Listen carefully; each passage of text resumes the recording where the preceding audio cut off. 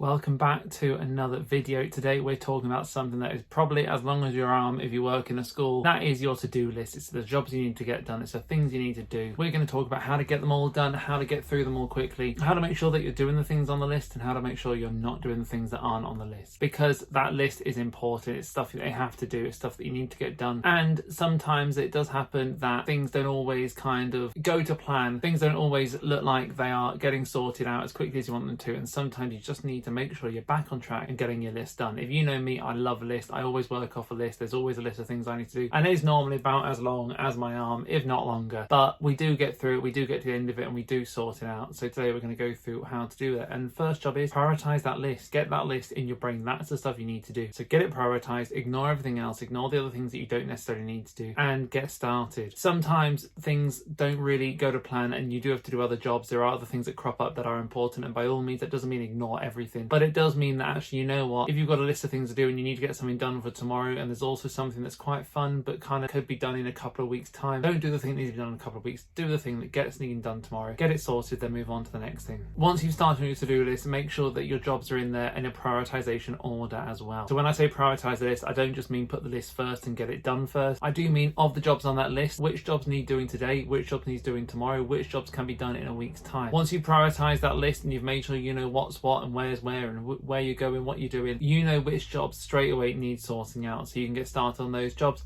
get them done, and then move on to the next one. That means that you're getting the most important things done first, the most urgent things done first, and the things that kind of at the bottom that you can kind of leave for another day. And that moves on to point number 2 really quickly. This is going to be a quick video. We're going to whiz through all these points as quickly as we can. Number 2 is actually which bits don't you really need to do? Are there some things on the list that actually they just don't need doing? You put them on there because they're handy things to remember, and you know what, if you get them done it'll be a nice thing, but they're not needed, they're not urgent, they're not decisive for the next week. And those things, just leave them at the bottom of the list. Don't get rid of them, don't forget about them, don't not do them ever. But are they things you have to do right now? If you've got a short period of time, if you've got a spare 45 minutes at the end of a day or at the start of a day, are those things you need to spend an hour on right now, or are there 3 things you get done in 15 minutes each and then move on to the next thing? 3 things ticked off the list really, really quickly. Make sure that prioritization is in order, not just prioritizing and you make sure you're getting on with doing the list, but the list itself is prioritized too, and you've got things set out in the right order. Next up, as we just said about having a spare 45 minutes, block time out to do your list. Don't just think, oh, it's on my list, it will get done at some point, I'll find out some other time later on to do it. Block out yourself some time to get your list done. I make sure that each day I block out kind of half hour, 45 minutes, be it before school, after school, in the evening. There's a little bit of time where I just have for that list. I prioritize it, I make it my priority for that bit of time, and I say, right, what's on that list, what things need doing now? Let's start with the high priority things and get them done first. Because if you write it down, it's all well and good and you will remember it, but if there's no good if you're sat there remembering you need to do it while also doing something else just because it's on your list. Make sure your list is your priority. Make sure your list is something that you're going to get done and get that time sorted. So it might be that you get up early. At the minute, normally during school times, I'll get up at 5 o'clock, and I generally have from 5 till 6 where that's my time to get my list done. That's my time to think whatever's next on my list, I'm going to get that done. I'm going to start there. I'm going to get through 2 or 3 things this morning, get them all sorted, and then move on to the next thing. That's just my time where I can prioritize it. There's no one else around. My wife's still asleep. My boy is either just about to wake up or just waking up, but he's a bit of time where he's quite happy in bed before he gets up at 6. So that's my time to get that stuff done, and I use it really wisely 99% of the time. There's always the odd day where, you know what, I'm really tired and I'll roll over and stay asleep, but 99% of the time I will use that hour and get the things I need to do done as quickly as I can, because it's just so important to prioritize that and say, look, this is my time to attack my list. I'm going to get it done, I'm going to block it out and get as much as I can done. That does not mean you guys have to get up at 5 o'clock. If you're not a morning person, well, you know what, do it at 9 o'clock, do it at 10 o'clock, do it whenever suits you,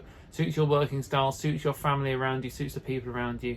Just make sure you are blocking yourself off some time to really get that list cracked. When you do kind of get yourself that time and say, right, I've got this hour here, I'm going to get some of this list done, block out your time even further. Segment it up into chunks. If you've got a few minutes, then say, right, I've got 5 minutes here. What can I get done in 5 minutes? Or if you've got a full hour, okay, I've got 4 15-minute chunks. Can I get 4 things done, each one taking 50 minutes? Can I do 1 in 10, 1 in 20, 1 in 20, another in 10 at the end? Can you block yourself out and make it a race? Make it a race against time. Don't do it to the point where you're going to not do a good job. You want to put your best into everything and make sure it's quality work that you are producing, but make sure you're also pushing yourself to a time limit. I work best when I'm under pressure, and when I say, right, I've got this much time, I need to get all this done. If I know I've got all day to do something, then I won't get it done till the end of the day. So I make sure that I say, actually, you know what, I haven't got all day to do this. Even if I do, I've got half an hour to do this, I need to get this done. and I'll sit for half an hour, work really hard at it, and then the rest of the day is there for me. So I do that the same with my to-do list. So I've got an hour in the morning, right, what can I split up into chunks? That one will take about 15 minutes, that one will take about 20 minutes, that one will take about 10 minutes at the end. I might have 5 minutes spare to check over something. Can I fit those things into those time limits? It creates a bit of a race against time for me. It gives me a bit of motivation to get the work done, and it means I get more done than if I said, right, I've got an hour, I've got 2 things to do. I will guarantee you those 2 things would take me the full hour, just because that's the way I work. I would end up taking lots and lots of time over little things that I don't really need to put that time into, that actually are quite straightforward and could get done quite simply without having that time. Just make sure you are not only blocking the time off and saying, right, this is my time for the to-do list, but segment that time into chunks as well, because then you can get more done in the time you've given yourself. The next thing that's really important is actually to make sure that when you're doing your list, if there's something on there that you're not really sure how to do it, go and ask for help. The amount of times, especially as a new teacher, that I would sit down and I'd say, right, I need to get this done, and I'd suddenly realise, actually, I don't know how to do it. I don't know what it means. I don't know how to write a report. I don't know how to fill out this assessment grid. I just don't know. And rather than going to ask for help, I'd sit and spend ages trying to work it out myself.